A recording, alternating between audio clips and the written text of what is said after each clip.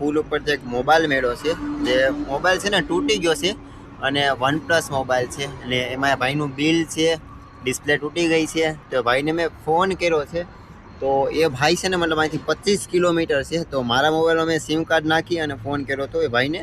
ને આ પેટ્રોલ પંપે મેં છે ને મતલબ માનો નાસિકથી આગળ આવો ને તો એક એસપી પેટ્રોલ પંપ છે. તો એને મેં પૂછ્યું ને તો એને મને રોકાવાની ના પાડી દીધી. એને મેં બધું કીધું કે ભાઈ હું આવી રીતના સાયકલ યાત્રા કરું છું, એક ભાઈનો ફોન મળ્યો છે, તો એ ભાઈ લેવા આવે છે, એના કારણે મારે લેટ થઈ ગયું છે, તમે રોકાવા દો તો એમ. અહીંયા ગ્રાઉન્ડ છે બાજુમાં, તો ના પાડી દીધી કે આગળ વ્યા જાઓ, અહીંયા ના રોકાવા દઈએ. તો કાંઈ નહીં, આપણામાં ઇન્સાનિયત છે, એનામાં ના હોય તો કાંઈ નહીં.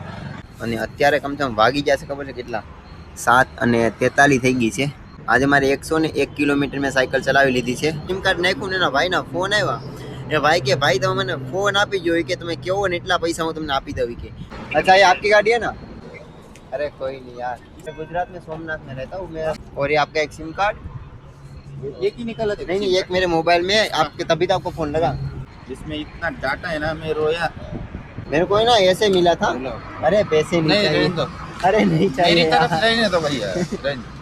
अरे पैसे को मेरे को नहीं. अरे यार खाना खाना. चलो ठीक है, अभी मेरे को रुकना है, आगे पता नहीं लेट हो गया इसलिए. नहीं सॉरी. चलो कोई नहीं, वो तो बाबा की कृपा, वो चाहे वहाँ पे रुका देता है.